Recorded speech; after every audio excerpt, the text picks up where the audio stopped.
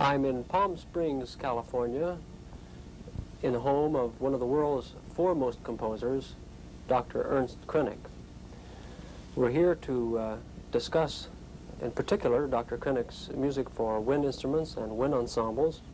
I believe, Dr. Krenek, your earliest work is the symphony, which I believe was written in 1924. Can you tell us a little bit about the background of the symphony? Well, that was at the time.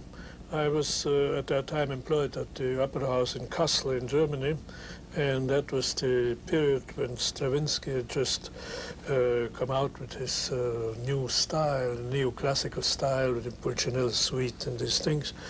And I was very much impressed by those works and wanted to write something a little bit in this vein. And I remember I even gave this symphony a French title, Symphonie pour instruments à vent et batterie, Symphony for wind instruments and percussion, because I felt that would be stylish.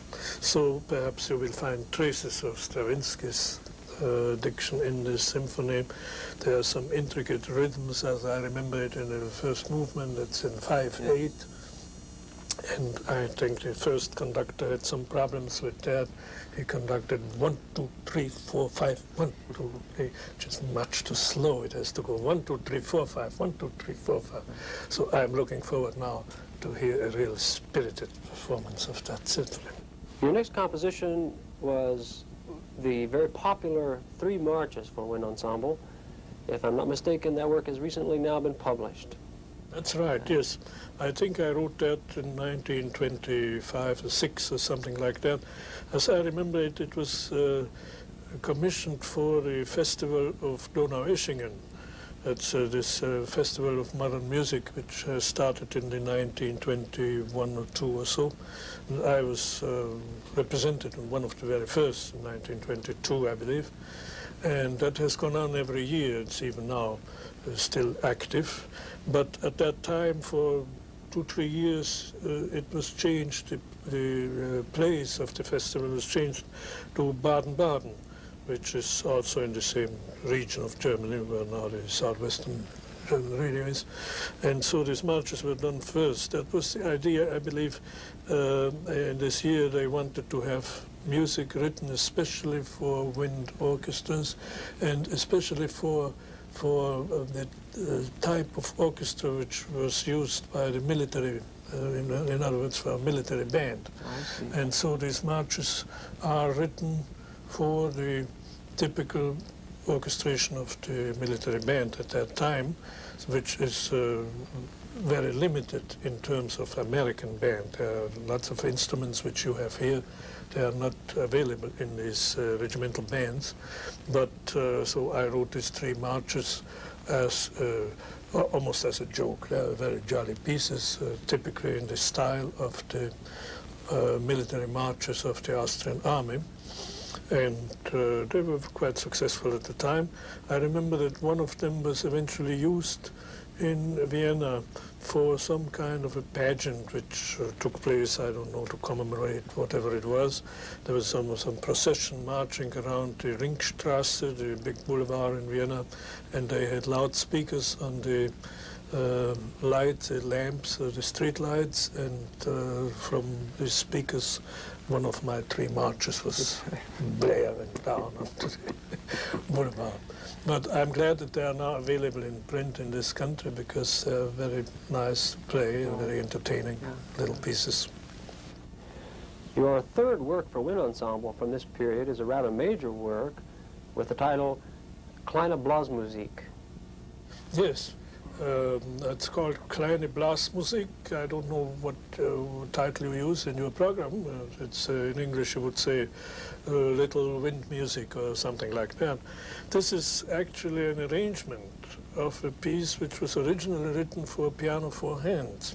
I remember a friend of mine in Vienna who was not a very great piano player, but anyway, a musician, and he liked to play. And so he said, why don't you write sometime a piece we could play together, a four-hand piece? And so I did, and it was about 1928 or something like that. And I called it Four Bagatelles, which was really a sort of self-conscious diminutive title, because it's really a sonata. It's a sonata in 4 movements, with the sonata allegro, the minuet, and the slow movement, and the rondo. And we played that, actually, as I remember it, a Sunday morning in a coffee house, just for the entertainment, for our own entertainment and for the fun of those guests who happened to be around. But that was about all the use we made of this piece. But then the publisher, I believe it was the publisher, who suggested, why don't you use it for something more substantial? It's a nice piece. And so I decided to make an arrangement for wind orchestra, for wind instruments. And as such, it has been used here and there. I remember I conducted it myself just a few years ago in Switzerland. And so it has been around in that new disguise. And I'm glad to do it again now at your place with your fine orchestra.